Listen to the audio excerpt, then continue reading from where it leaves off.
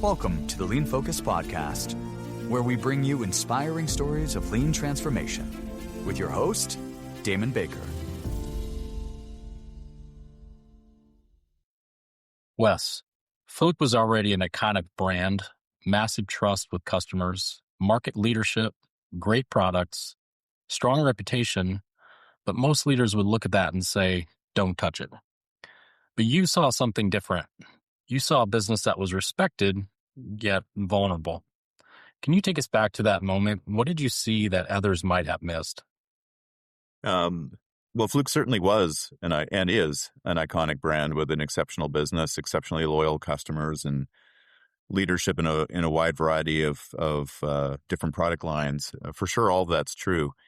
But going back to that moment in time, which I guess was 2011, 2012. Fluke had been a little struggling on organic growth for the last few years.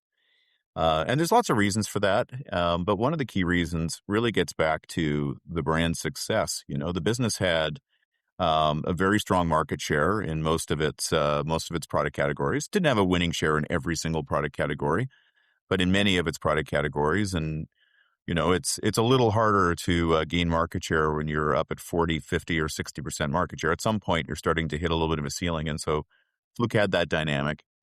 It also had a bit of a dynamic that we used to joke our biggest competition in some categories is deployed Fluke tools. When someone buys a Fluke tool, electrons don't change very much from year to year. So people tend to be happy with that tool. But there was an additional strategic issue that we saw, Damon, that we thought we should be taking more seriously. And the way I describe that is Fluke was the leader in offline handheld test tools in a world that was going online and where automation was making more industrial settings less people or hands, so to speak, dependent. And that represented a strategic vulnerability. The nature of the reliability work was changing, and our tools were critical for how reliability worked. I'm talking about the industrial businesses at Fluke right at the moment. Our tools were critical for how reliability was pursued in these industrial settings. But we needed to make sure we were in a position to grow into the future, and how the nature of that work was going to be done, we could see it was changing. In your view, why can market leadership sometimes be the most dangerous place to lead from? You talked about Fluke having a share position of 60% or greater in some of the product categories that you offered. Yeah, and some, not in every category, to be clear. But there's, first of all, obviously, you're the benchmark that all of the rest of the industry is going after, right? And so folks can they can nibble away at you with different niches. They can come up with a use case that applies to only 5% of your business. You can't, as the 40, 50% share leader, respond to every single one of those things. So you're vulnerable to folks that are nibbling away at different niches within your market. But you're also more broadly, and I'm not saying this is true of Fluke specifically, when you're in a leadership position, there's an old saying, success can breed failure. And the way I spell that out is success can lead to confidence, which can lead to arrogance, which can lead to complacency, which can lead to failure. Now, Fluke was certainly, I would not describe as arrogant at all. It's an exceptional company that is really filled with people that are very committed to its customers. But at the same time, you get entrenched in a certain way of solving problems. And of course, you get entrenched in the business as it's currently defined in any business. And learning how to step beyond that and look beyond that is a bit of a skill, and it takes a bit of extra work. As with the story, as with many transformations, you typically experience some sort of collapse. In this case of Fluke, there wasn't a collapse. There wasn't panic. Growth had slowed, as you indicated, and the world is shifting towards connected devices, cloud data, and digital workflows. How did you know that this wasn't a temporary headwind or a trend, and it was more indicative of a structural change that required a strategic response? Yeah, Damon, there were a few things that come to mind there. One is we could see the investments our customers were making, and I'm generalizing a little bit across verticals, but when a customer invests millions or tens of millions or even more, billions, depending on the facility, in capital that's more automating their procedures and their processes, it's pretty clear that's a forever change for that customer. I would also say that we had a pretty good handle, and I'm sure Fluke still does, on how our performance was affected by macro cycles. We knew what our proxies were, and so we could see growth slowing beyond the cycles and not driven by market share losses, just driven by a slowdown in some of our markets for some of the strategic reasons that I just described. And that obviously spoke to the need for us to change our thinking. The important thing is the need our customers had in the industrial businesses for uptime and reliability, that wasn't changing, but how they were doing the work, how they were pursuing that uptime and reliability was changing. In your words, can you describe what you mean by data friendly, and why was becoming more data friendly for Fluke the logical first move? Well, at the time, Fluke was largely offline tools. Most of our tools relied on people to tether the tool to a computer or something in order to get the data off of it. And in many cases, our customers would engage in what we call pencil whipping. They would literally just write down the numbers off of tools. It depends on the category and the work environment, obviously the vertical, but that's in general what we would see. What analytics could do with data was rapidly changing. What software could do with data is rapidly changing. What was visible and obvious in 2012 seems almost comical as we sit here today with AI. But even back then, it was very clear that what was possible with data was very much changing. And yet we were in a position where I like to describe it, Damon, as we were data adjacent, meaning the data was going through our tools, but it was not convenient for our customers to, in all cases, to bring that data into a storage or an analytical framework. And it certainly wasn't available to us if we wanted to bring analysis to the data. So again, we were beside the data, not connected to the data. And we knew that data ultimately is what would give us better insights for our customers. I think this is an interesting preview because historically, Fluke had a culture of shipping elite hardware with pride. Precision matters, reliability matters, perfection matters. Then you start to ask the company culture to start to embrace or shift over to a software capability where iteration and updates and bugs are features and part of the reality of how those businesses operate successfully. That's not a minor shift. That's an identity level change for a company.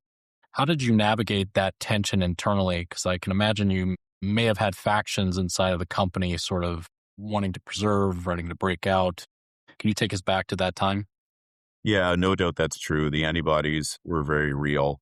I should say that Fluke, circa 2012, did have some familiarity with software and certainly had lots of firmware and so on. So it's not like the company was completely unfamiliar with software. But getting to the next level, which is really what you're talking about, was definitely a big change. First, you can't, I know this sounds so basic, 101, but you can't understate how important it is that you're explaining why what you're doing is so important. You're not going to convince everybody, but it's really critical that you just keep saying that over and over again and explaining the strategy and why it matters to the organization. We had within Fluke, and this is a bit of what you were pointing out, Damon.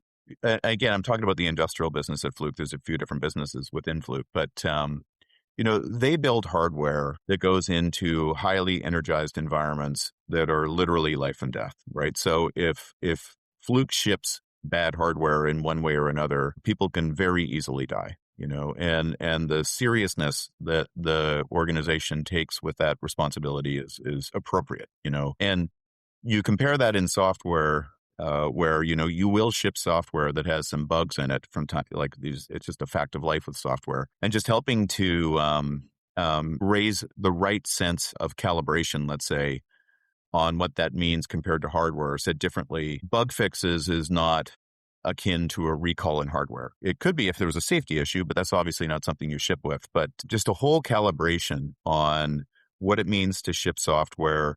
We're not lowering the standards for our customers. We're certainly never lowering the standards on safety. And that was absolutely true with everything that we did.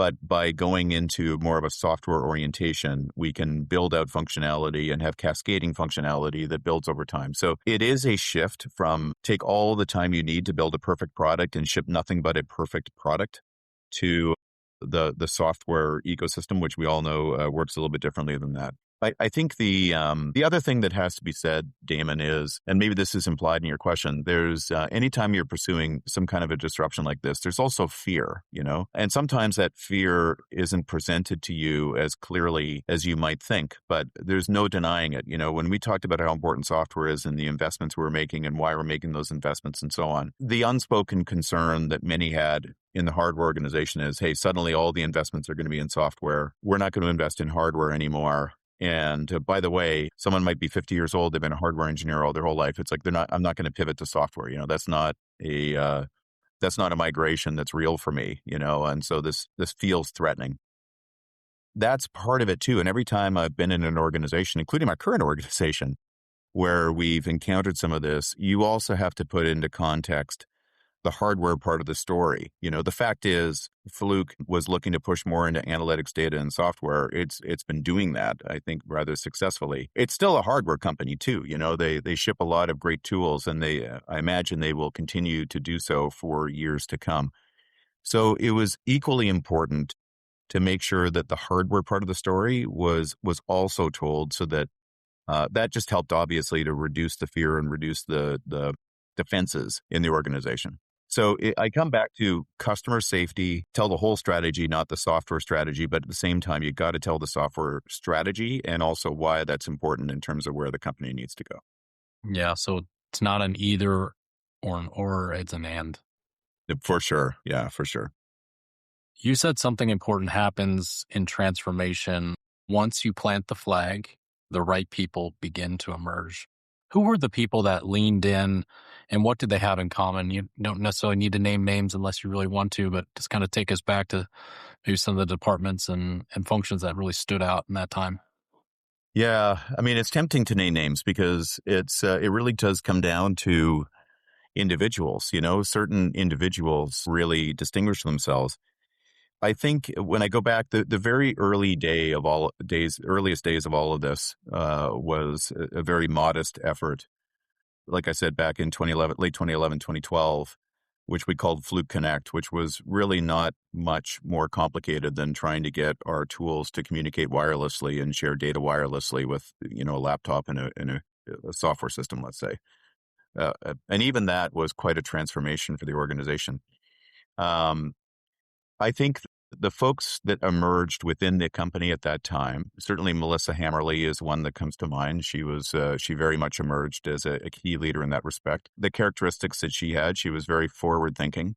I think there's a risk-taking aspect to this, Damon. It feels, and I know this from earlier in my career doing some disruptive stuff when I was years and years ago when I was at Pfizer. It feels dangerous to go off the main path and pursue something with a higher beta in terms of outcomes, and you're really trying to create something fundamentally new. For a lot of folks in organizations, that feels like you're taking larger risks versus trying to get responsibility for the larger product line and demonstrate that you can grow the largest product line in a more traditional sense. So I think there's a risk-taking aspect, and there's definitely a forward-thinking aspect to it. We had a key senior leader who had done something similar in a different company, and I don't mind saying that was Pat Byrne, who was previously the CEO of Intermec. He had taken on some of these same challenges. Because he had taken on some of these same challenges, he was a really great mentor just in terms of anticipating some of the internal issues that we would have. And then there were also some outside folks that we reached out to, and folks we saw in the industry that were non-competitive, but they had been on a similar journey, and they were pretty useful to us as well as we started to develop our thinking in those early days. Why is it you think that some talented people rise to the occasion during a transformation like this while others sort of disappear into the background? Yeah, that's a good question. The best answer I have, Damon, is it comes down to risk takers, and folks that are very determined to have a big disruptive impact on, in other words, I don't want to just take the business as currently defined and make it 3% bigger next year or 4% bigger next year. I want to see if I can really punch a hole in the sky with a completely new offering. And not everyone's got that. You could call it entrepreneurial, but the willingness to take on something that's got a higher probability of failure, the lateral thinking that allows you to see the possible, and basically the drive to try to get to some sort of an outcome for it. So you could call that an entrepreneur if you want, but that's what I see.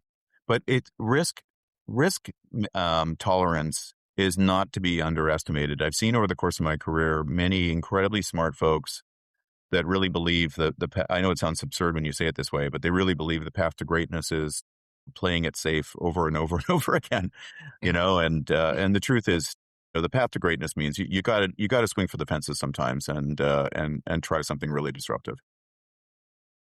Every transformation has this moment in time where the talking stops and the commitment becomes real. For you, that was the acquisition of eMaint, short for maintenance. Real money, real stakes, real signal. What changed the day the deal was approved? Well, a great deal changed. So we had spent $100 million, acquiring this company. Where I come from, that's real money. Obviously, that was a big commitment by the organization and by our board. But in addition to all of that, everything changes on the business you've got on the ground. So you're no longer just a skunkwork project where you're trying to figure out your concept and get some customers lined up, get some VOC, maybe see if you can engage them properly in a prototype or at least some engineering build of some concept you've got. Now we've got real revenue, we've got real customers, we've got real selling capability. And of course, as I think many people listening to this podcast know, selling capability in software is not the same as selling capability in hardware. So you've got real selling capability that is calibrated to what you're actually trying to accomplish. You've got much more appropriately scaled development capability in terms of your R&D, your engineering, and so on. And you've got in this case, you got a whole team of software native folks, right? Who not only understand the technical aspects of the software, but they understand the business of software. So and this is certainly how we approached it, Damon. That gives you a much firmer footing upon which you can build upon for all the reasons that I just described. How long did you guys wrestle with the idea of building your own capabilities before? Well, I mean, we did. Like, the whole build out of what we did was a combination of acquisition and organic effort. So it was both. We knew in the case of eMaint, maybe for the benefit of those not familiar, it's a SaaS software business and product. It's called a CMMS, Computerized Maintenance Management Software Program. It just helps arrange the workflow of maintenance work, is effectively what it does. And we studied that space. We knew that having a software connection to the workflow was integral to the strategy that we were pursuing, because, that's the place where that's basically what was deciding who does what, where, and how, and why, or at least it's at the center of those decisions. And it was a served market, Damon. We knew we weren't going to build a competitive CMMS system. It just wasn't practical. There were good offerings out there. So in that particular case, that was one of the places where served market at the center of what we're trying to accomplish, at the center of customer workflows and customers trying to solve these problems. We knew we had to buy our way in. And we actually looked at, I won't say which, obviously, for obvious reasons, but we looked at, I think, at least 3 or 4 companies before we managed to settle on eMaint. And I think the company made the right decision with eMaint. What was the thought process on integrating the business from a cultural standpoint? Here you have this legacy Fluke culture built with pride and instrumentation and these kinds of things. Did you protect and isolate them? Did you try to bring the two companies together and redefine the values and a new common framework that worked for both? Did you keep DBS away from them so that they didn't have any exposure to that? So what was kind of going through your head? Because this is a big bet. We didn't, I'm going to overgeneralize, but we didn't really try to integrate eMaint into Fluke. There were certain touch points. The way I tend to think about this sort of thing, Damon, is I prefer to think in terms starting with the acquired company. So instead of saying, what do you incorporate into the parentship, I prefer to start with what does the acquired company need, and how can the parent help it, and how does the parent need to get out of the way, right? You got to start. eMaint in this case, the acquired company has real customers, a real solution. It was successful, and as a result, there's not a lot that need to be fixed with the company. And so we tried to be very surgical on this is exactly the ways that Fluke can help. And in most other ways, all we could do is get in the way. So we kept it largely independent, and we were very selective about what points of connection we established. And we didn't move the head office. eMaint was based in Florida. I mean, it's been a number of years since I've been on this business, so who knows? Things might have changed. I'm a little out of date on it, to be honest. But the office was down in Florida. We kept it down in Florida. We kept the team down in Florida. We didn't want to move all of this stuff up to Fluke Park in Everett, Washington, which would just all the antibodies would have been in full force, and we probably would have unwound the company had we done that. Yeah, it takes a lot of humility too to recognize that that's an option. I think far too many acquisitions assume always that the acquirer integrates the acquiree into the parent. Every time. And I won't get into specifics with my current role because, we're a private company and so on, but I think about that every day here. We've been acquisitive as well. And in a similar fashion, we've got at least one business that is bringing a very different capability set. And I apply the same lens, right? Let's start with what specifically are the ways that this company needs help and elevation or scale or whatever it happens to be, and let's make sure we're calibrated to that specific strategy. Yeah, it's ironic because it can almost destroy the very value and capability you're trying to acquire in the first place. That's right. Well, I mean, just think about what I was talking about earlier, right? And again, this is coming from a position of nothing but pure respect for, and I really mean that, pure respect for Fluke hardware development, software, and so on. But like, for example, if you you can never ship anything that's not perfect. For all intents and purposes, you never get a chance to go back and change the hardware. People die if you make a mistake. And, you apply that to a software and bringing flights of improvements and so on. It just doesn't work. It's an incompatible model. So with the acquisition, you're really starting to build momentum. And oftentimes I refer to this as the messy middle of the sausage making of the activity. So the outside world sees sometimes transformation as strategy decks and headlines like M&A and big event-based activities. The inside reality is noisy signals, pilot customers, technical setbacks, resource disputes, and constant friction inside the organization for a multitude of reasons. What did the messy middle look like for you? You had a front row seat during this time. Yeah, I mean, it was the messy middle for sure. As you said, finding pilot customers for your concepts was very much front and center for the team. And with all the Fluke reliability work the team continues to do, I'm sure they still think that way.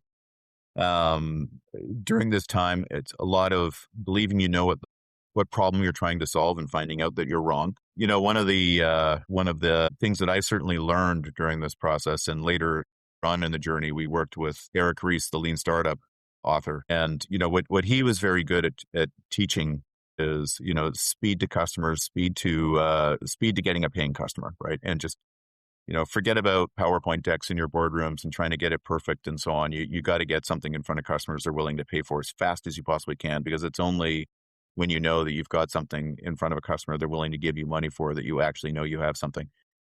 I wish I got some of that advice a few years earlier than we did, because we definitely went down the trap of developing some stuff that we didn't get quite right, in terms of what benefit we're bringing and there were technical issues and so on. So in the messy middle, I would say, is you're figuring all that stuff out. You're dialing in your value proposition. You're dialing in some of the technical hurdles. All of that was true for us. And now, a brief word about our podcast sponsor. Lean Focus knows that the most effective way to improve the bottom line is through lean transformation. And although lean is most often associated with manufacturing, Lean Focus successfully applies the principles of lean thinking to new business growth, innovation, supply chain, mergers and acquisitions, human resources, and beyond. To enact lean transformations, Lean Focus uses the proven tools of the Lean Focus Business System, or LBS for short. To begin your journey of transformation, pause this episode and contact a senior-level LBS expert now at leanfocus.com. Now, back to the podcast. In your view, what do you think drains leaders more? Technical problems, setbacks related to those or the internal politics inside the organization?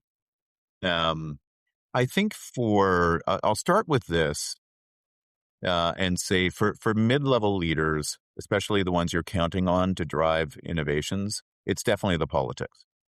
Because it's so easy from the perch of a senior leadership position to underestimate how many impediments an organization can throw in the way of the people you're counting on to drive a disruption. And I'll give a specific example. And they don't necessarily want to bother you with this stuff. So this stuff can fester for weeks before you even know it's going on, and I'll give you, for example, on this. So when this all got going, and this is eMaint in the early days of Fluke Reliability, it wasn't called that yet. We had figured out most of the interfaces, let's say, with the main parts of Fluke Corporation. And there was high visibility to the places where, like hardware engineering interfaces, things that you could immediately think of.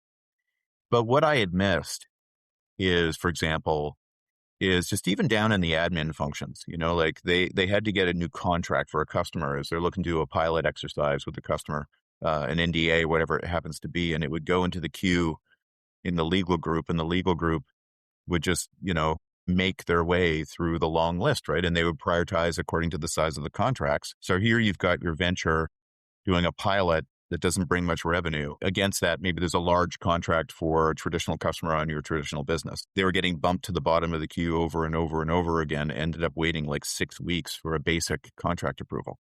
That sort of stuff was happening. And so you really have to have your antennas up. And so for the folks that are confronting this, and I'm going to call it the mid-level folks, or the folks that are leading the effort you're asking for, it's politics, and it's politics in the form of that. And it's alignment ultimately of those they rely on, because you can't carve out 100% of everything. It's not practical.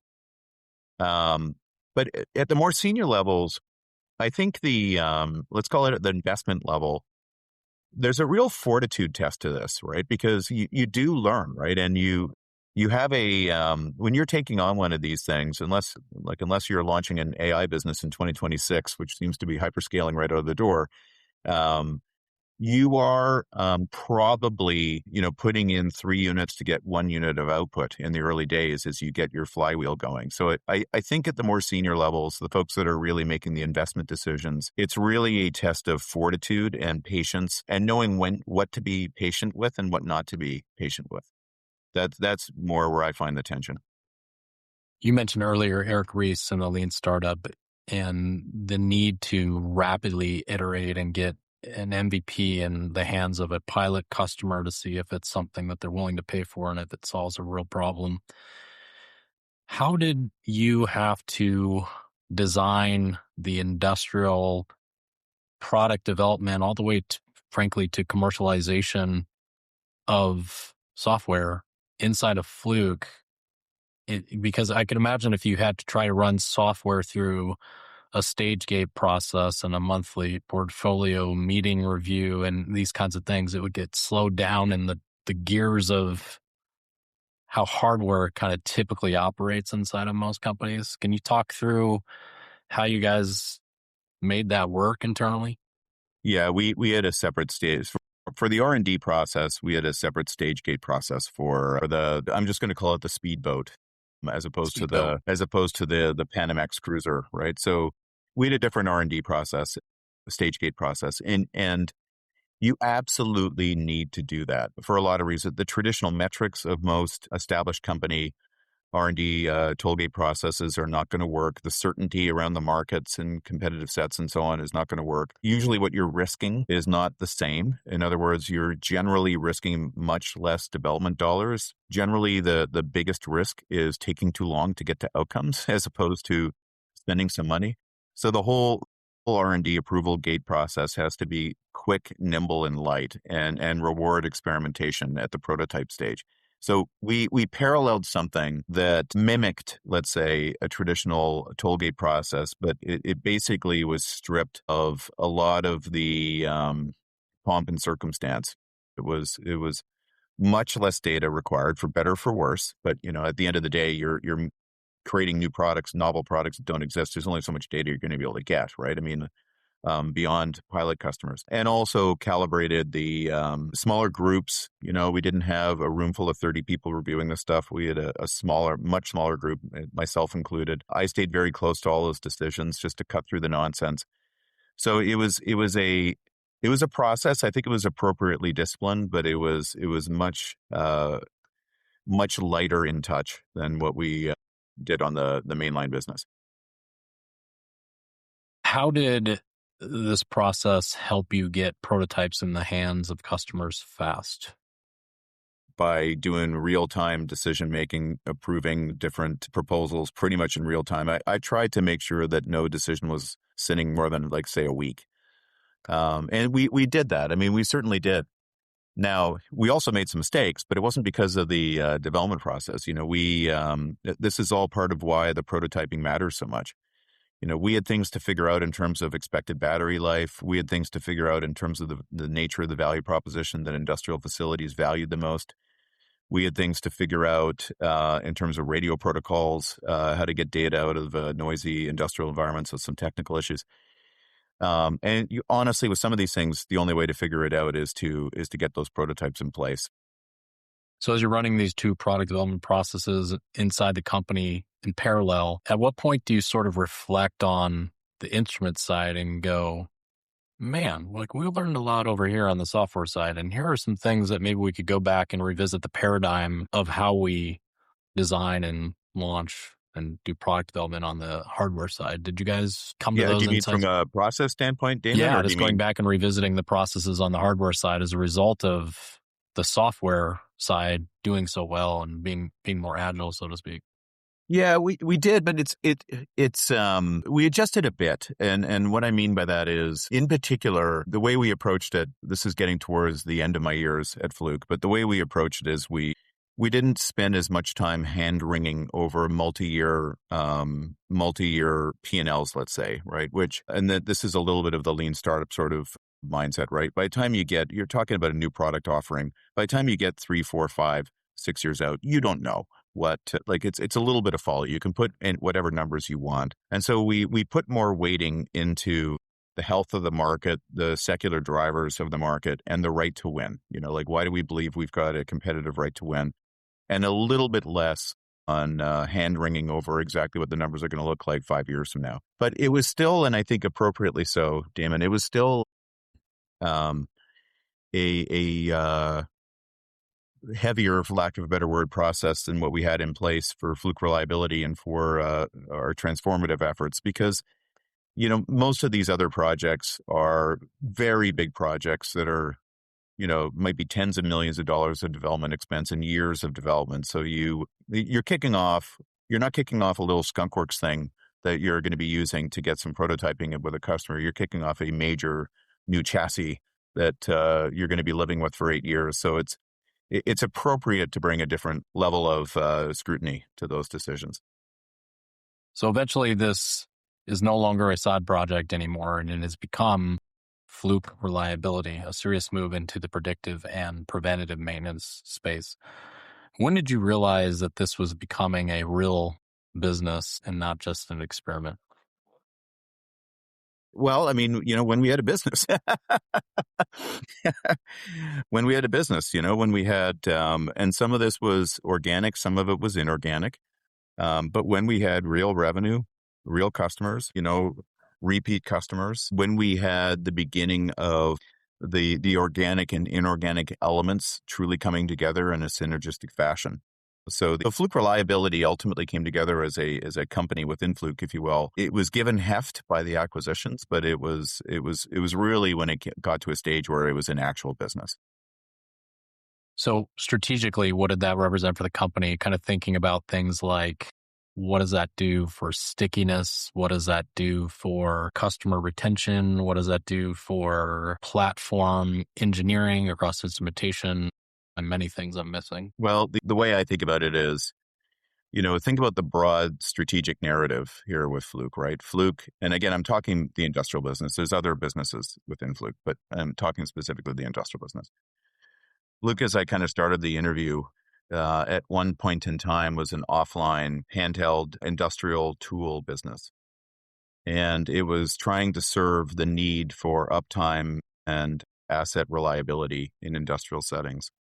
And what all of these moves together, whether you're talking workflow software, whether you're talking the ability to share and analyze data, some of the other stuff that came later, which we're not necessarily getting into right now, but all of that was about getting Fluke to be a more powerful ally or set of tools for customers seeking predictive and preventative maintenance. And that ultimately is the right strategic arc for Fluke. And I know it's clearly something they've continued to pursue, and correctly in my view. Why do you think companies wait so long to make some of these moves? It's hard. I think this is what Clay Christensen wrote about with Innovator's Dilemma. It's very often you're looking at disrupting your own business. If you're very successful, I often think of Kodak whenever I'm taking on a transformation like this. I often tell the story of Kodak, or at least a high level version of the story as I think about it.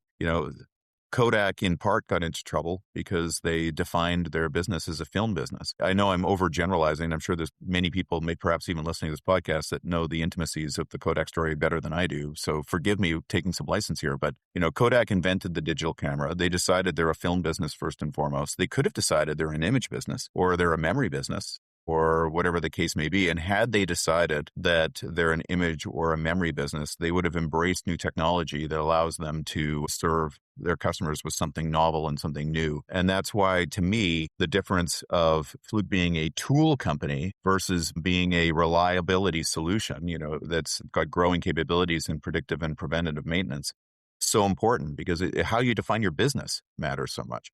Yeah. But it takes some lateral thinking to get after that. Companies also oftentimes are missing capabilities, and we were, right? Like, so you might have an idea that comes up in the organization, and you look around and you say, do we have people that actually know how to do this? And the answer probably is no. You have a few people. I'm not saying you don't have some people. Every organization's got great talent around. But if you're talking about getting into an entirely new space, like, for example, getting into a software business of what's traditionally been a hardware business, as a for instance, you probably are missing a lot of key capabilities, and really sizing that up and thinking through what are the capabilities you actually need to pull this off, and grappling with that question correctly up front. That's hard work, and it's easy to be wrong about some of the decisions you make. I think that's also part of what gets in the way. And then in the short term sense, Damon, and I think this is probably more true of public companies because they always face those quarterly pressures, but you're not going to get the immediate ROI, probably. If you've got a big product line that's whatever, a $500 million product line, and you're in a strong position on it, and you can launch some sort of innovation that can drive it by 10%, it's pretty easy to do the math. And you might say, well, that's a lot of money, and so on. And it might represent a very good investment.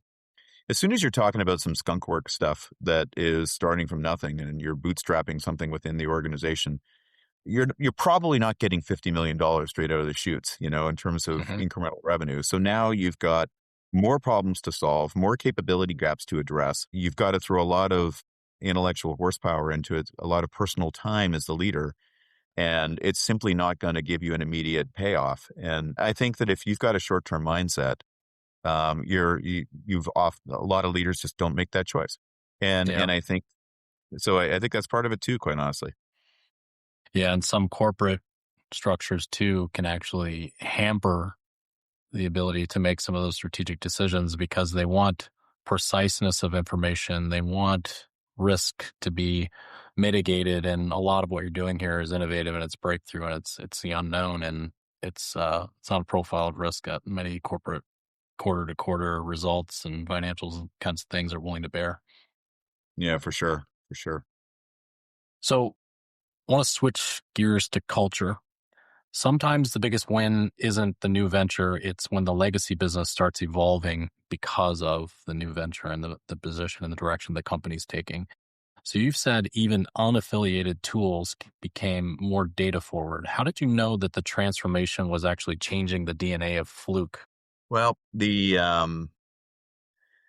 So, remember what I was talking about? There was such hand wringing and consternation in 2012 about having wireless connectivity of Fluke tools to get the data off of those tools, and there really was, and I don't mean to speak ill of anybody when I say it. It's just there was a lot of hand wringing over that. And you fast forward a few years, and other product lines are doing something similar. Other product lines are starting to think about in other businesses, because Fluke's got a variety of different businesses. They're thinking about ways of getting their data to be more analytics ready. Um, and let's face it, I mean, the world is just moving around us in such a way that even if someone's a little bit behind, it's hard to stay behind on this for long before you realize that if you're in a business that of collecting data and helping customers do useful things with that data, how on earth can you not be thinking about the best possible ways to collect the data and do as much as possible for the business and for your customers as you possibly can with the data. So I think the thinking came around, Damon, and we saw more, I'll just generally call it data friendly launches organically in other product lines. Can you talk about how the commercial conversation shift with sales folks and customers as a result of being a more distinct part of the overall value proposition, where you're not just talking about the price of a instrument, but you're dealing with an ecosystem and connectivity and how this fits into workflows and those kinds of things? Yeah, well, both matter, right? I mean, this is the trick. Meaning, what I mean is, so Fluke, at least at the time I stopped being directly connected to the business. I'm sure it's still true. They still have people selling hardware, and that's their focus, selling test tools, and gosh, they do a great job. Again, that's what pays an awful lot of the bills at a company like Fluke. And when you get into software and reliability systems and analytics and so on, it's a different skill set. It's a different selling process. You very often have different stakeholders you have to involve in decisions. For example, the IT department might want to be involved in a decision. You have to have salespeople that know how to navigate those discussions. You have to have folks that are able to speak about the nature of the solution set and the economic benefit of the solution set to customers. They have to be able to make some smart decisions about pilots. And if there's any in the early days, you might be willing to do some bespoke work to get those pilots going and what's smart and what isn't smart. So it's certainly a more advanced, more detailed, almost consulting style discussion. But I think the point I'm trying to make, Damon, is it's not the same discussion, and you need people that know how to do that. Now, in the case of Fluke, I say we, like I'm still there. They have people selling hardware, and God bless them, and they have people that do more of this kind of work, and God bless them too. And there's points of connection between the two, but it is two different selling efforts. I think one of the most powerful lessons I'm going to take away from this is what you said early on about protecting the startup inside the larger company. Why do large, successful companies so often suffocate the very future they need? You mentioned the Kodak example, and I think one of my takeaways from that is the error in thinking is defining yourself as the product solution versus the problem you solve for the market or the customers. So had they said, we're not a film business, but we are a memory business, like in the making of memories, you can do that so many different ways. You're not pigeonholed into doing it with film.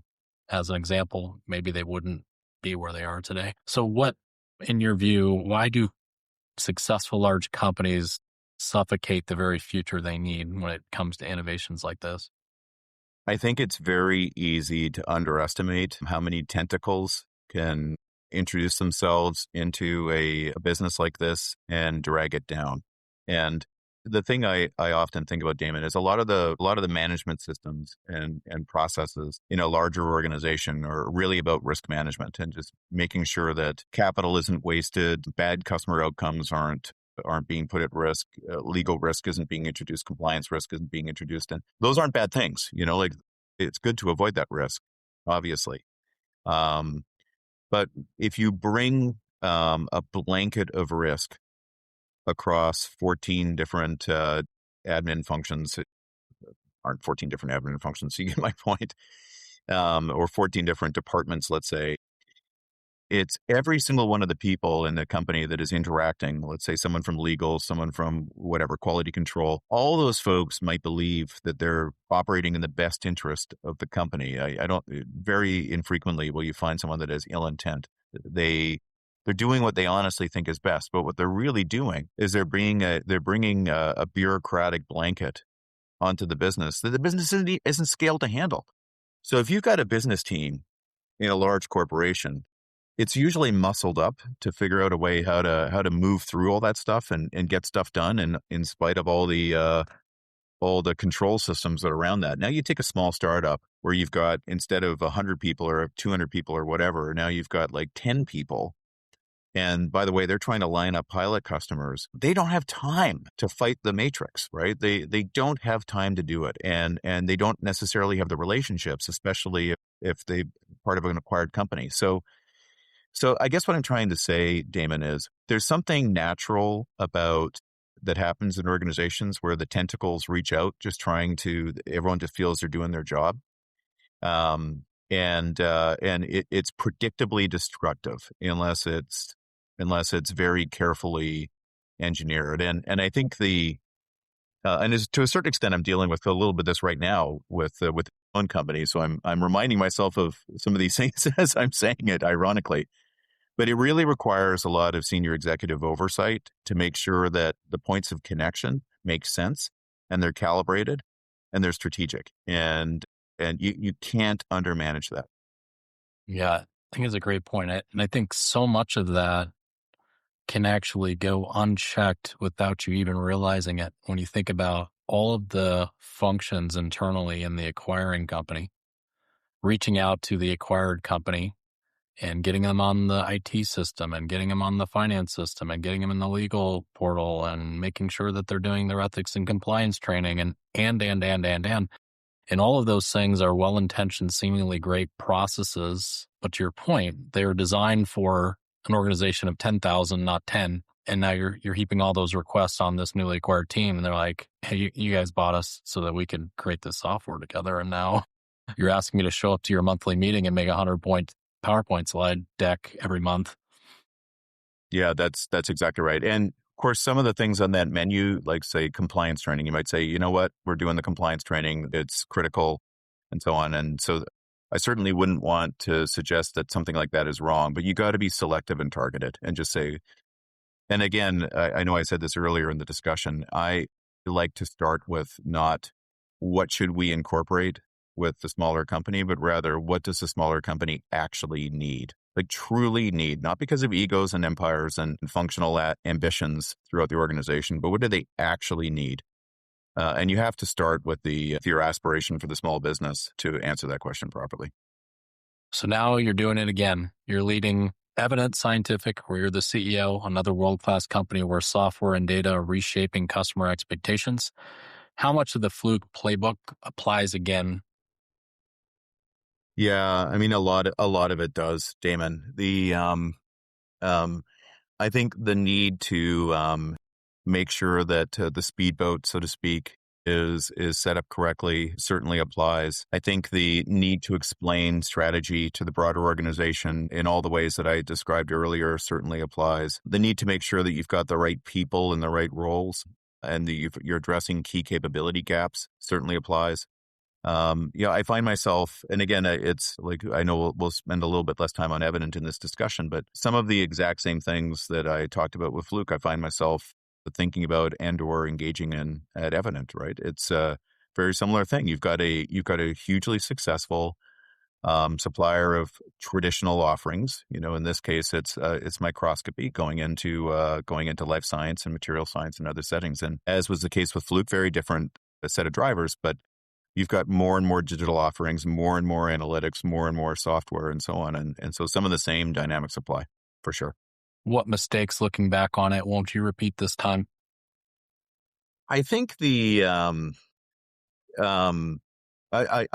definitely taking the Eric Ries lesson to heart of make sure you get to paying customers as fast as you possibly can. As I indicated, I think we spent a little bit too long in boardroom solutions when we were going through this with Fluke. And also the team capability, it's really important to get the right people working on these things. It really is. So we talked about the bravery. We talked about the lateral thinking. I think also I would say is you have to make sure you've got enough outside thinking that you're really challenging conventions. So without, here's what I mean when I say that, Damon. Without getting into specifics, there were a few folks that we tapped within the broader Fluke to lead certain aspects of this.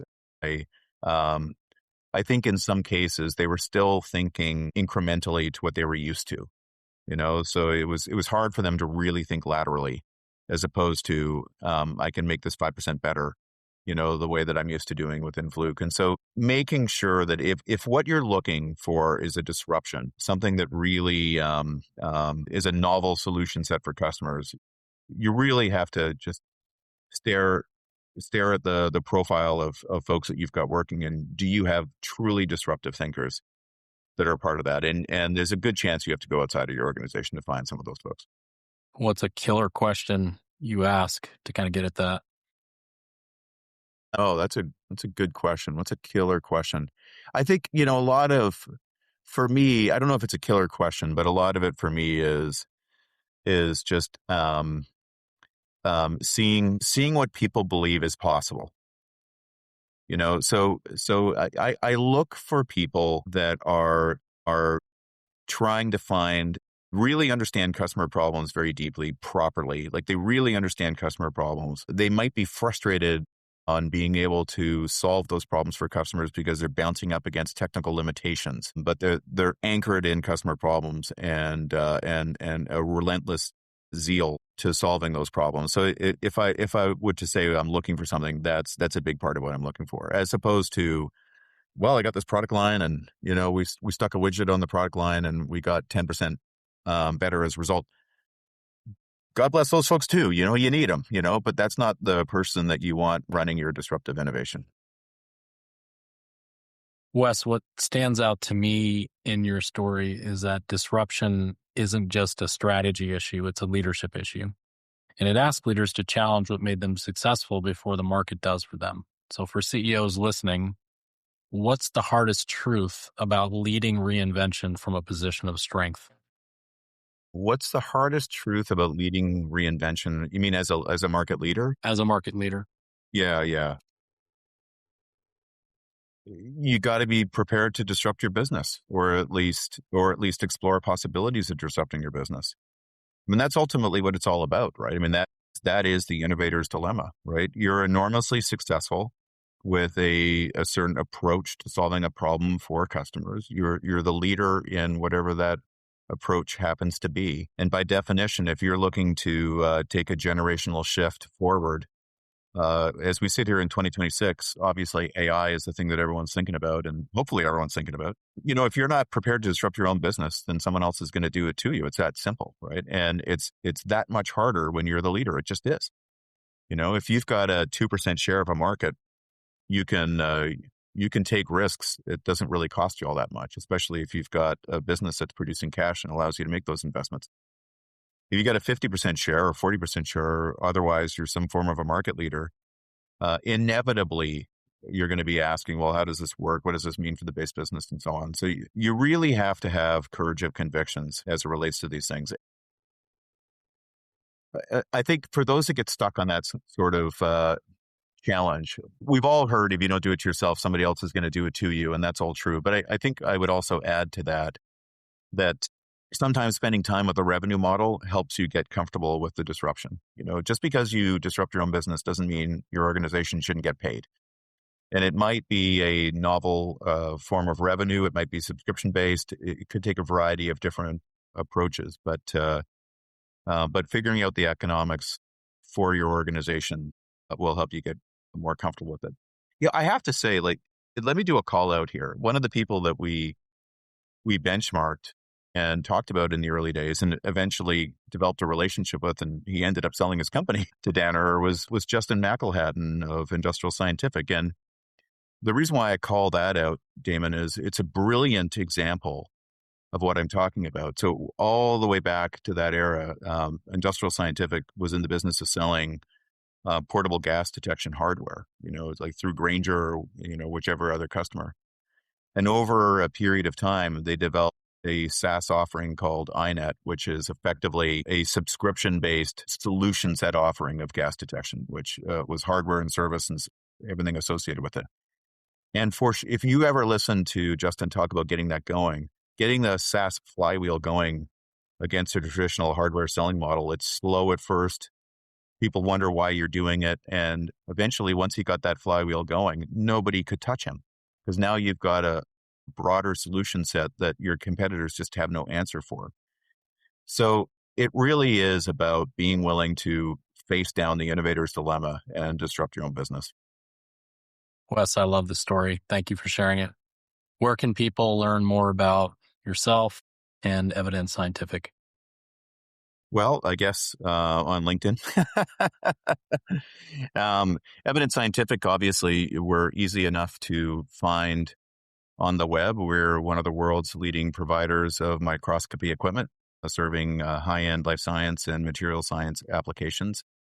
Very proud of the company. We're a very global organization, and we believe we've got the finest microscopic optic systems in the world. And so it's easy to find us on the web and on LinkedIn. Awesome. Best of luck to you. Thanks very much, Damon. For everyone listening, the most dangerous sentence in business is "we're doing fine." Great leaders don't wait for a cliff to move while they still have momentum. If this conversation challenged your thinking, share it with the leader who needs to hear it. And as always, stay focused, stay lean. Thank you for listening to the Lean Focus podcast with host Damon Baker. Please subscribe to this podcast to be notified when a new episode is available. And please consider leaving a 5-star review to support our guests while helping us to spread the word about the power of lean thinking. Until next time.